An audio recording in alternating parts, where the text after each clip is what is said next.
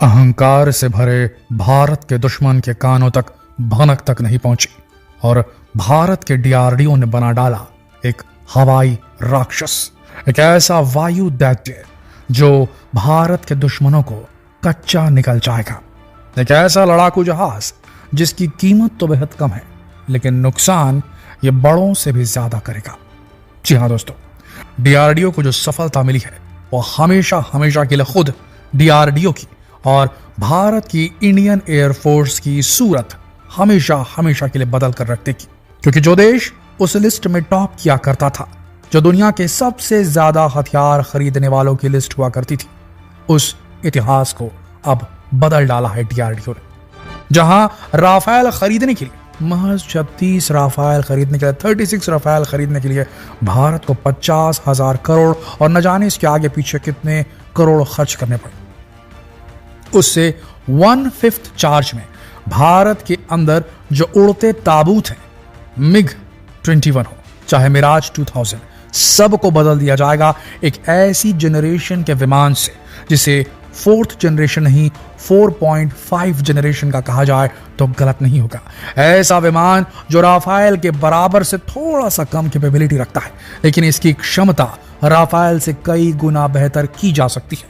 याद रखिएगा, राफेल 1980 के दशक में डेवलप किया गया था, कोई बात नहीं, उसकी इंजन क्षमता ज्यादा है, पर आज जिस वेपन की हम बात करें, जिस हवाई राक्षस की हम बात करें, जिसे हम वायु दैत्य की तुलना कर रहे हैं, जिससे वो Tejas MK2 medium weight combat aircraft Rafale की तुलना में ज्यादा बेहतर एवियोनिक्स से लैस होने वाला है, क्योंकि राफेल सन 1980 के दशक में डेवलप किया गया था, लेकिन तेजस मार्क 2 में डीआरडीओ ने वो छक्का मारा है जो सीधा स्टेडियम के बाहर जा चुका है। दोस्तों, ऐसे एवियोनिक्स, ऐसे इलेक्ट्रॉनिक वॉरफेयर सूट, ऐसे सेंसर्स, ऐसे रडार्स और ऐसी मिसाइल कैपेबिलिटी है तेजस मार्क 2 के अंदर जो उसे राफेल के बराबर से थोड़ा सा नीचे लाकर खड़ा करती है। लेकिन चूंकि भैया 9,000 करोड़ मात्र का सैंक्शन किया गया है कैबिनेट कमेटी ऑन सिक्योरिटी की तरफ से, जो सीधा प्राइम मिनिस्टर देखते हैं, पीएम लेड कमेटी है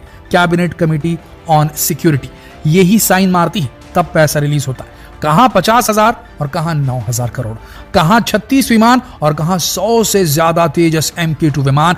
कमजोर मत समझिएगा कि ये भारत में बने हैं, तो इनकी काबिलियत आपको बताएंगे, इसके फीचर्स आपको बताएंगे, आपके पैरों तले से जमीन खसक जाएगी कि कैसे आज की तारीख में दुनिया का सबसे बड़ा वेपन बाइंग कंट्री भारत अब उस लिस्ट में शामिल होने वाला है जो देश सबसे ज्यादा कॉम्बैट एयरक्राफ्ट दुनिया के उन देशों को बेचेगा जिनके पास पैसे कम है लेकिन जरूरत बड़ी है, उन्हें सुरक्षा की जरूरत है, लेकिन उनके पास इतना पैसा नहीं कि वो राफेल में इन्वेस्ट कर सके, उनके पास इतना पैसा नहीं कि वो F-22 खरीद सके अमेरिका से जाकर के। उनके लिए सप्लाई भारत करेगा और अब धीरे धीरे ही सही, लेकिन भारत पहले तो इन विमानों को भारत के इंडियन एयरफोर्स में इंडक्ट करेगा, शामिल करेगा, और उसके बाद ऑलरेडी लाइन लगा के खड़े हैं कई दक्षिणी अमेरिकी देश और कई मुस्लिम देश। इसमें भी काफी चाणक्य नीति लगा गई है भारत की तरफ से, ध्यान से सुनिएगा, कई मुस्लिम देश भी ये विमान खरीदेंगे तेजस मार्क 2 के भारत से, और इससे बढ़ेगा भारत का रेवेन्यू।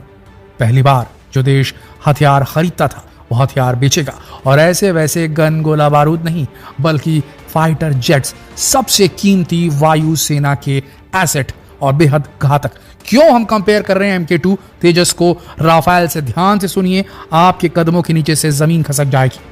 दोस्तों, ये मार्क 1.8 की गति से उड़ान भरता है, लगभग 2469 किलोमीटर प्रति घंटे की रफ्तार से, लगभग वही रफ्तार है जो राफेल के पास में है। रेंज की बात करें तो रेंज इसकी 2,500 किलोमीटर से 3,000 किलोमीटर के आसपास है।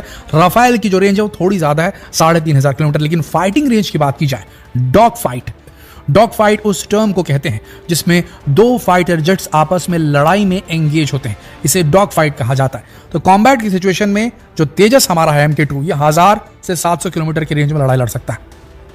जो राफेल है वो 1500 किलोमीटर की रेंज में लड़ाई लड़ सकता है। आपको बता दें, हमारे तेजस MK2 के अंदर GE F414 turbo fan engine डला हुआ है जो 98 किलो न्यूटन से लेकर के 110 किलो न्यूटन तक की पावर डेवलप करता है, जनरेट करता है। लेकिन बात राफेल की करें तो उसके अंदर पावरफुल इंजन है, और MK2 यानी कि तेजस के अंदर सिंगल इंजन है। तो हमारे राफेल के पास में जो हमने खरीदा है फ्रांस के दसॉल्ट से, वो जो है डबल इंजन से लैस है और इसीलिए उसका जो पावर इंजन का 150 किलो न्यूटन का थ्रस्ट जनरेट करता है। तो इस मामले में ज्यादा पावरफुल इंजन राफेल के पास है।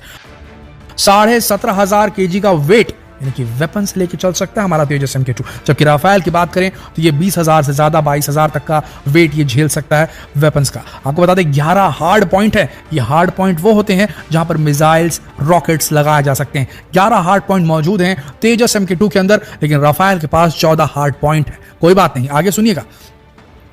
सर्विस सीलिंग दोनों की बराबर है। सर्विस सीलिंग उसे कहा जाता है, उस हाइट को, उस ऑल्टीट्यूड को कहा जाता है जिस ऊंचाई पे एक लड़ाकू विमान उड़ान भर सकता है। दोनों की सर्विस सीलिंग लगभग 50,000 किलोमीटर है, लेकिन इस सर्विस सीलिंग का कोई वैल्यू नहीं है क्योंकि फाइटर जेट्स हमेशा सरफेस के पास यानी कम ऊंचाई पर उड़ करके अपने टारगेट को हिट करते हैं। ऊंचाई पर जाने का मतलब सिर्फ यह होता है कि रडार से बचना है तो आप ऊंचाई पर चले जाइए, वहां से रडार आपको पकड़ नहीं पाएगा, इसीलिए ऊंचाई का इस्तेमाल किया जाता है। लेकिन जैसे ही आप नीचे आएंगे तो यह आपकी जो एडवांटेज वो खत्म हो जाएगी, वापस से रडार आपको कैप्चर करेगा। बात आती है रडार क्रॉस सेक्शन की, तो रडार क्रॉस सेक्शन में राफेल और तेजस बराबर है। अब ये रडार क्रॉस सेक्शन किस बला का नाम है? रडार क्रॉस सेक्शन का मतलब वो निशान है जो कि दुश्मन देश के रडार में दिखेगा कि ये देखिए ये आ रहा है, ये कोई चिड़िया नहीं है, ये एक फाइटर प्लेन है। वो जितना बड़ा रडार क्रॉस सेक्शन रहेगा उतना इजीली उसके रडार में कैप्चर हो सकता है विमान जो आ रहा है, और जितना कम क्रॉस सेक्शन रहेगा उतना कम चांसेस हैं फाइटर प्लेन के पकड़े जाने के। यानी कि जितना ज्यादा क्रॉस सेक्शन कम उतना ज्यादा स्टेल्थ रहेगा उस लड़ाकू विमान के पास, और बिना किसी कानो कान भनक लगे रडार को बीट करके, रडार को चीट करके वो दुश्मन की सीमा के अंदर घुस सकता है। इसके लिए क्या है इसके पास में? इसके पास में जो है एक सिस्टम डला हुआ है जो ये सबसे बड़ा इसका टर्निंग पॉइंट है दोस्तों तेजस का। इसमें डलने वाला है उत्तम AESA, उत्तम ऐसा रडार। अभी ऐसा की क्या फुल फॉर्म है? AESA का क्या फुल फॉर्म है? Active electronically scanned radar. ये एक ऐसा रडार सिस्टम है जो कि काफी दूरी से 100 से 150 किलोमीटर की दूरी तक से सामने से आने वाली किसी भी मिसाइल को पकड़ लेगा कि मिसाइल आ रही है आपके पास। कॉकपिट में बैठा हुआ जो पायलट रहेगा उसको समझ में आ जाएगा मिसाइल मेरी तरफ फायर हो रही है, अपनी ट्रैजेक्टरी चेंज करेगा। या वो मिसाइल को हराने के लिए, डिकॉय करने के लिए, उसका ध्यान भटकाने के लिए एक दूसरी मिसाइल छोड़ देगा, तो वो जो उधर से दुश्मन देश की जो मिसाइल आ रही है वो उस मिसाइल को ट्रैक करना शुरू कर देगी या फिर उस मिसाइल को हिट करके खत्म कर देगा। तो ये जो रडार है वो सामने से आने वाले हर दुश्मन के द्वारा फेंकी गई चीज, चाहे मिसाइल और रॉकेट, उसको डिटेक्ट कर लेगा, दुश्मन के प्लेन को भी डिटेक्ट कर लेगा। अब ये कैपेबिलिटी राफेल में ज्यादा है और जो हमारा तेजस MK2 उसमें कम है, लेकिन इसमें जो ये हमने लगाया है उत्तम ऐसा एक्टिव इलेक्ट्रॉनिकली स्कैन रडार, ये भारत के अंदर डेवलप किया गया वो रडार है जिसकी टेक्नोलॉजी हम इजराइल से लेकर आए थे। हम इजराइल से खरीद भी सकते थे, लेकिन दोस्तों अगर इजराइल से खरीद करके हम तेजस मार्क 2 में लगा देते तो हमारे जो मुस्लिम देशों के ग्राहक हैं वो इजराइल से नफरत करते हैं। वो इजराइल का बेचा, इजराइल का बनाया कोई सामान इस्तेमाल नहीं करते। तो क्योंकि हमने अपने देश का बनाया हुआ लगाया, तुरंत खरीदेंगे। तो एक बहुत बड़ी कूटनीतिक चाल है, चाणक्य नीति यहाँ पर, कि हम अपने मार्केट को बड़ा करने के लिए हमने इसको इस्तेमाल किया। इससे क्या हुआ, हमारी कॉस्ट भी कम हो गई और साथ में हम ज्यादा बेटर तरीके से इसको बेच पाएंगे। इसके अलावा इसमें infrared search and track radar लगा हुआ है। ये क्या काम करता है? ये चेक करता है स्टेल्थी विमान जो है, जो कि 5th जनरेशन के विमान है, 4.5 जनरेशन के विमान है, वो छुप कर आ रहे हैं तो उनको ट्रैक करेगा, पकड़ेगा, और उसके बाद हीट सीकिंग मिसाइल भेज करके, ऐसी मिसाइल जो गर्मी को मापती है वो मिसाइल भेज करके उनको, क्योंकि उनके इंजन से जो है गर्मी निकलती रहेगी, उसको ट्रैक करके एलिमिनेट कर देगा उन्हें। जबरदस्त चीज है। सबसे बड़ी चीज ये जो इलेक्ट्रॉनिक वॉरफेयर सूट इसमें जो इस्तेमाल किया गया है तेजस MK2 के अंदर, ये इसे 4.5 जनरेशन का बना देता है।